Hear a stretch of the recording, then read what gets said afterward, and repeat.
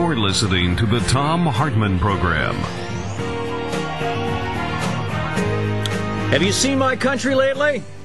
America's Wake-Up Call. That's the title of the book by Jerry Doyle, conservative talk show host based out of Las Vegas. JerryDoyle.com, his website. Jerry, welcome to the show. Hey, Tom. Good to talk to you again. Good to talk to you again. And I got to say, I was just boggled by your book. I don't get it. You start out early on talking about how you're a smoker, you choose to smoke, right. But you don't choose to pay for someone else's medical insurance, that being the taxes on the smoking. Right. You say you had the kid, you pay the freight, etc. And then you go to say, but liberals love this. They believe they're the brightest, smartest folks who ever lived, and they believe they should be in control of idiots like me and you. Well, what kind of over the top hyperbole is this?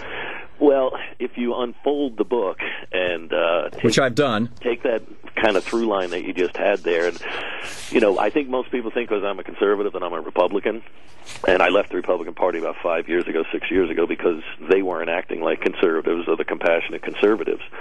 But I look at just things that used to be. I thought we were a land of self-determination. I thought it was up to us to succeed or fail. Life, liberty, and the pursuit of happiness, not the guarantee. And I think the government right now is really overstepping its bounds, trying to give everybody a pony. So you don't think that we should have a public school system? Oh, of course I do. Well, but that's a socialist program. If it's a good public school, I don't think kids should be forced to stay in a bad public school. So you're in favor of socialist public schools. You think that we should have socialist public transportation like our road system, our highway system? Absolutely. Okay, you're in favor of socialist police departments and fire departments?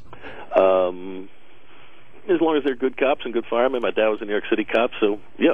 Are you in favor of a socialist court system to enforce contracts between companies and keep us all honest? Keeping us honest, that's debatable these days on Wall Street. But this is what I don't get, Jerry. Here's my point. You say you think that we should all have the opportunity to fail or succeed. Right. I don't disagree with that in principle, but the fact of the matter is that without some soil to put the roots into, no entrepreneur, and you and I are both entrepreneurs, and you and I have both started companies over the years, and we've known each other for a couple of years, and I know you're a straight-up guy. I don't get why you wouldn't, for example, let me just give you a really simple example. In every industrialized country in the world, if you want to quit your job, if you got a little bit of savings, you want to quit your job and go out and start a small business, and like you did with voicing, like I did with advertising. If you want to do that, you don't have to worry that if you get sick, it's going to wipe you out. Right. Why not have a national health system in the United States so that we can encourage entrepreneurialism? This isn't about being self-determination or not. This isn't about socialism or not. This is about supporting we the people so that we can actually have more freedom. Well, when you take a look at the number of people that they want to add to the health insurance rolls.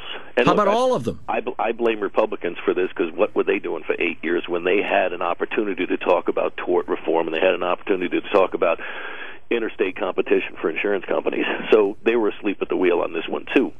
But everybody has access to health care. They just don't have access to health insurance. No, everybody has access to emergency health care. There's a big difference. If you show up in a hospital ER and say, I think I might have a lump on my prostate, or I got this funny feeling in my gut, or I'm coughing a lot, they'll say, come back when you're bleeding, and when you're bleeding, it'll probably be too late. And you know that, Jerry.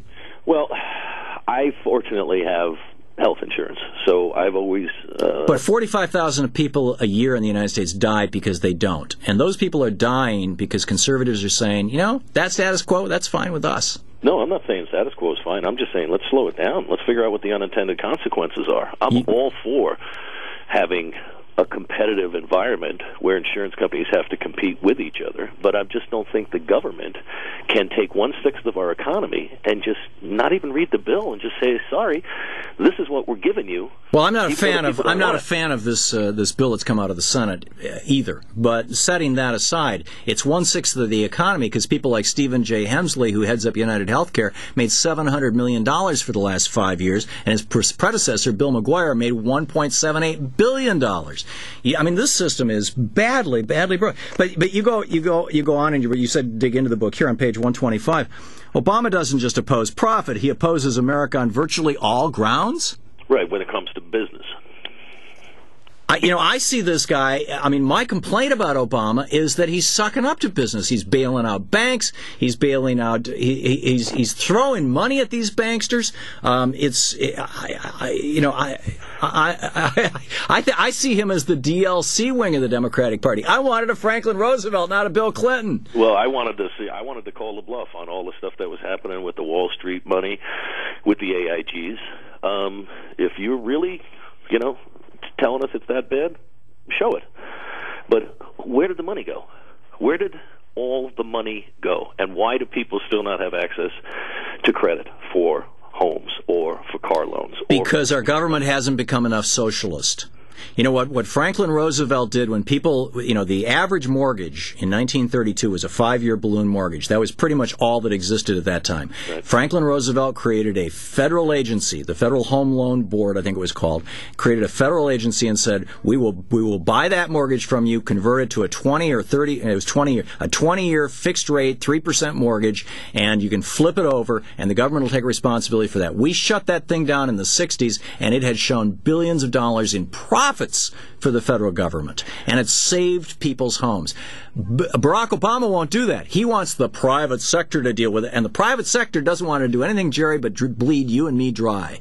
Well, when you take a look at the expansion of Fannie and Freddie, I mean, when we got to the point where they relaxed the lending standards to the point that... But Fannie and Freddie have been privatized. I know, but yeah, because we're paying money, $400 billion. But when those companies were allowed to relax lending standards to include food stamps that would help you qualify for a mortgage, that's a recipe for disaster. And of course Congress did it. Of course it is. But that wasn't I'm with you on that. But that wasn't and Congress should be held accountable for that. And there are, some Democrats and some Republicans who were both on that boat, as you and I both know.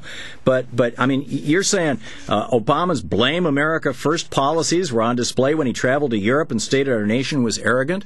You don't think that George Bush saying to the guys in Iraq, "Bring it on," was arrogant? And then of course they did, and they killed American soldiers? But then when Hillary Clinton said, if Iran does preemptive on Israel, they will have to understand that we will annihilate you.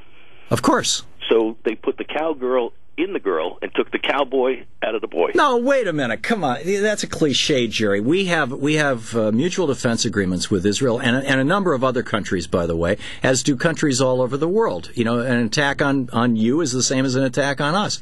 Are you objecting to Hillary Clinton stating that? No, I was like, you go, girl. I thought that was a great statement. Well, Obama holds the exact same position. I know. He's just saying that the belligerent, bellicose rhetoric that that President Bush was using that caused the entire world to think of us as the worst stereotype of cowboys wasn't helping us, and it didn't.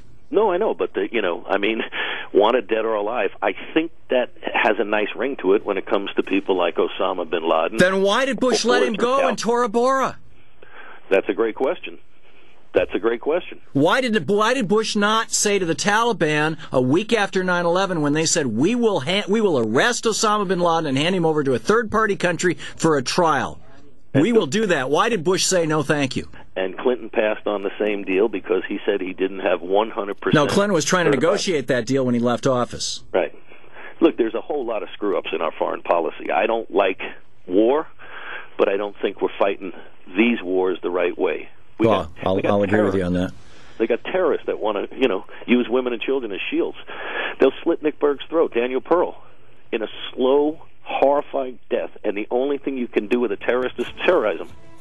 Well, or you can prevent terrorism from beginning. I haven't seen a whole lot of terrorists in Luxembourg, for example. If you have a good national health care system and an economy that works, you tend not to have terrorism.